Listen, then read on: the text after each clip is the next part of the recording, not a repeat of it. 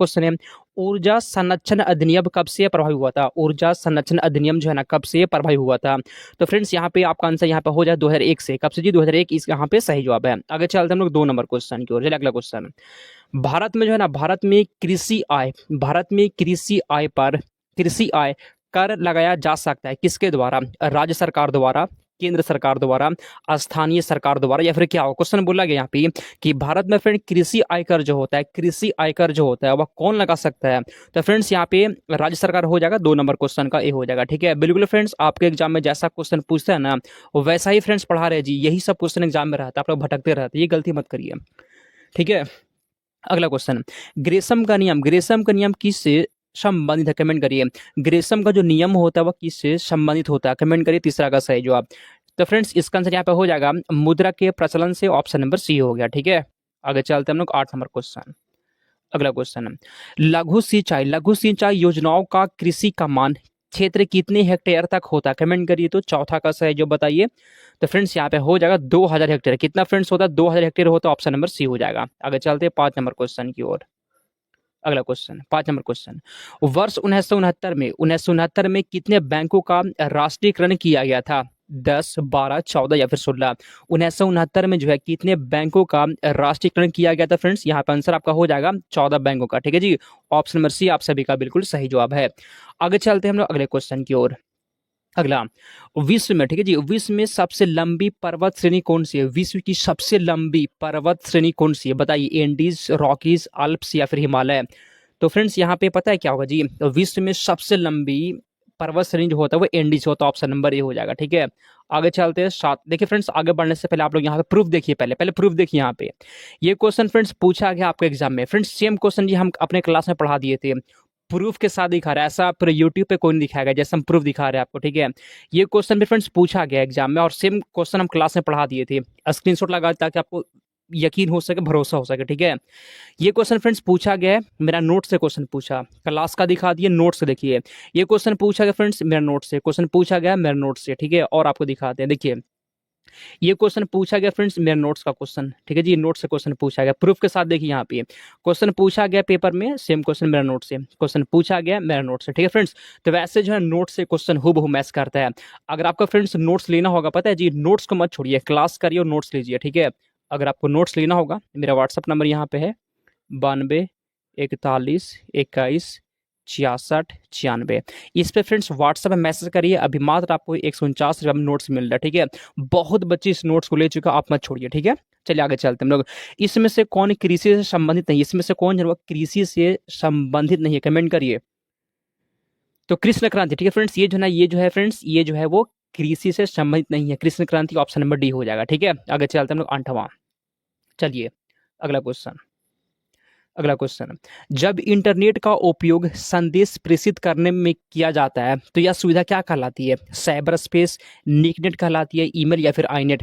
तो यहाँ पे फ्रेंड्स 8 नंबर क्वेश्चन का फ्रेंड्स यहाँ पे सी जी ईमेल कहलाती है। ऑप्शन नंबर सी हो जाएगा। आगे चलते हैं 9 नंबर क्वेश्चन, आम्र वर्षा क्या होता है? कमेंट करिए फ्रेंड्स। चलिए यहाँ पे बोला गया ना, यहाँ पे बोला गया कि आम्र वर्षा क्या होती है, बताइए। 9 नंबर क्वेश्चन को कौन बताएगा जी? आम्र वर्षा क्या होता है? पता है फ्रेंड्स ये क्या होता है जी? बिहार एवं बंगाल में मार्च और अप्रैल में होने वाली वर्षा को आम्र वर्षा कहते हैं। ऑप्शन नंबर सी हो जाएगा। ठीक है, बिल्कुल भी फ्रेंड्स आपका टाइम को वेस्ट नहीं करेंगे हम, बस आराम से पढ़िए और क्वेश्चन को याद करिए। एग्जाम तक आप बहुत मजबूत हो जाएंगे, बस वो नोट्स को पढ़ लीजिएगा। आगे चलते हैं, भारत की सबसे बड़ी मीठे जल की झील इसमें से कौन सी है? भारत की सबसे बड़ी मीठे जल की झील, मीठे जल की झील कौन सी है? कमेंट करिए। वुलर झील फ्रेंड्स ये सबसे बड़ी झील है मीठे जल की। ये कहाँ है फ्रेंड्स? ये जम्मू कश्मीर में हो जाएगा। ठीक है, आगे चलते हैं हम लोग। 73वां संविधान संशोधन, क्वेश्चन बोला गया ना कि 73वां संविधान संशोधन का संबंध किससे? बताइए। ठीक है जी, तो फ्रेंड्स इसका संबंध पता है किससे है जी? पंचायती राज प्रणाली से। जिसका जिसका भी बी आ गया फ्रेंड्स, आप सभी का बिल्कुल सही जवाब है। आगे चलते हैं हम लोग 12 नंबर क्वेश्चन। अगला, इनमें से कौन सा खेल ओलंपिक में शामिल नहीं है? इसमें से कौन सा खेल ओलंपिक में नहीं है? चलिए कमेंट करिए तो। 12 का सही जो फ्रेंड्स आसान क्वेश्चन है, क्रिकेट ओलंपिक में नहीं होता। ऑप्शन नंबर सी हो जाएगा। अगला क्वेश्चन। ठीक है, ये सब क्वेश्चन ना पूछता है जी, आप लोग भटकते रहते हैं यहाँ वहाँ, ऐसे मत पढ़िए। जब सी एंट्रेंस स्टार्ट हुआ ना तब से पढ़ा रहा है आपको। ठीक है जी, ये तो एक्सपीरियंस है फ्रेंड्स मेरे पास, क्वेश्चन कहाँ से पूछता है, कैसे पूछता है, पढ़िए। ठीक है। अगला क्वेश्चन, संवाद कौमुदी पत्र के संपादक कौन है बताइए। राजा राम मोहन राय हैं फ्रेंड्स, ऑप्शन नंबर ए हो गया। अगला क्वेश्चन, अगला क्वेश्चन, राष्ट्रकूट काल में राष्ट्र या प्रांत का प्रधान क्या कहलाता था बताइए तो आंसर। राष्ट्रकूट काल में जो है राष्ट्र या प्रांत का प्रधान क्या कहलाता था, क्या राष्ट्रपति, ऑप्शन नंबर ए हो जाएगा। आगे चलते हैं अगला क्वेश्चन, ठीक है, आगे चलते हैं। अगला क्वेश्चन, गुप्त शासकों की दरबारी भाषा क्या थी, गुप्त शासकों की दरबारी भाषा क्या थी, पाली, प्राकृत, हिंदी, संस्कृत, कमेंट करिए तो गुप्त शासकों की फ्रेंड्स जो भाषा थी फ्रेंड्स संस्कृत था, ऑप्शन नंबर डी हो जाएगा, ठीक है। अगला क्वेश्चन 16, चलिए अगला क्वेश्चन यहाँ बोलता है कि तीर्थंकरों के क्रम में सबसे अंतिम कौन थे, सबसे अंतिम तीर्थंकर कौन थे बताइए। ऋषभदेव, पार्श्वनाथ, महावीर, कौन थे जी, कमेंट करिए फ्रेंड्स, महावीर हो जाएगा, ठीक है, ऑप्शन नंबर डी, ठीक है, ऑप्शन नंबर डी हो जाएगा। अगला क्वेश्चन, अगला क्वेश्चन 17, भारत का सबसे बड़ा तैरता हुआ सौर ऊर्जा संयंत्र किस राज्य में है, तैरता हुआ सौर ऊर्जा संयंत्र किस राज्य में है। तो फ्रेंड्स यहाँ पे ऑप्शन नंबर है तेलंगाना में है जी, ठीक है, ऑप्शन नंबर ए हो जाएगा। अगला क्वेश्चन यहाँ पे 18, चलिए, निम्न श्रेणी का भूरा कोयला कहलाता है, निम्न श्रेणी का भूरा कोयला क्या कहलाता है। जो फ्रेंड जो निम्न श्रेणी का होता है ना, निम्न श्रेणी का, वह कोयला क्या कहलाता है, कमेंट करिए तो फ्रेंड जो निम्न श्रेणी का होता है जो वह लिग्नाइट कहलाता है, ऑप्शन नंबर यहाँ पे डी हो जाएगा, याद कर लीजिएगा, ठीक है। और सबसे अच्छा कोयला कौन सा होता है जी, उच्च श्रेणी का कोयला कौन सा होता है, उच्च श्रेणी का एंथ्रासाइट होता है, सबसे अच्छा एंथ्रासाइट होता है। और निम्न श्रेणी का कोयला क्या कहलाता है, लिग्नाइट कहलाता है, दोनों को याद रखना आपको। अगला क्वेश्चन, अगला क्वेश्चन, विश्व रोगी सुरक्षा दिवस कब मनाते हैं, कमेंट करिए, विश्व रोगी सुरक्षा दिवस कब मनाते हैं, 19 का कमेंट करिए तो। विश्व रोगी सुरक्षा दिवस कब मनाते हैं, 17 सितंबर को, जिसका जिसका भी सी आ गया फ्रेंड्स, आप सभी का बिल्कुल सही जवाब है, ठीक है। ऐसे ही जो है ना पूरा पढ़िए फ्रेंड्स, मेरे साथ एग्जाम तक बहुत मजबूत हो जाएंगे, विश्वास करिए। हम फ्रेंड्स वही चीज़ पढ़ाते हैं जो एग्जाम में पूछता है, ठीक है, बस नोट्स पढ़ लीजिए और ये पढ़ लीजिए, इतना प्रूफ कोई नहीं दिखाएगा, ठीक है। आगे चलते हैं, शेरशाह सूरी का वास्तविक नाम क्या था बताइए। शेरशाह सूरी का वास्तविक नाम क्या था, फरीद नाम था, ऑप्शन नंबर डी हो जाएगा, फरीद नाम था। अगला क्वेश्चन, शिक्षा का अधिकार अधिनियम, ठीक है जी, शिक्षा का अधिकार अधिनियम कब से प्रभावी हुआ था, शिक्षा का अधिकार अधिनियम कब से लागू हुआ था बताइए आंसर। 1 अप्रैल 2010 से, ऑप्शन नंबर यहाँ पे ए हो जाएगा। आगे चलते हैं 22 नंबर क्वेश्चन, निम्नलिखित में से प्राकृतिक पारिस्थितिकी तंत्र का उदाहरण कौन सा है जी, प्राकृतिक इसमें से कौन सा है, खेत, बांध, झील या फिर पार्क।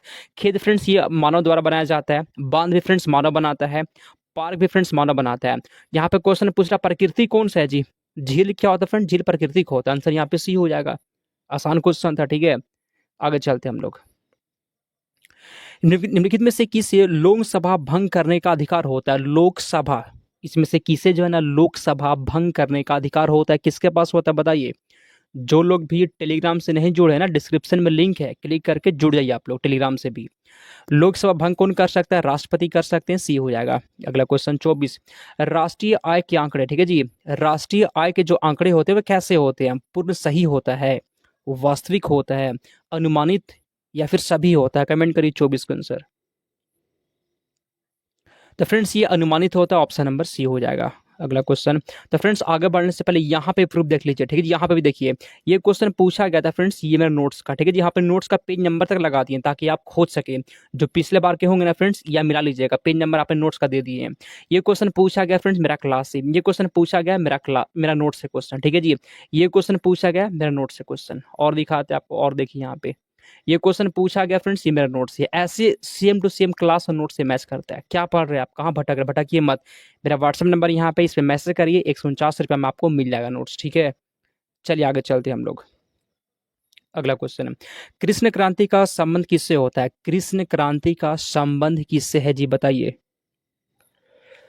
खनिज तेल के उत्पादन से, ऑप्शन नंबर डी हो जाएगा, ठीक है, खनिज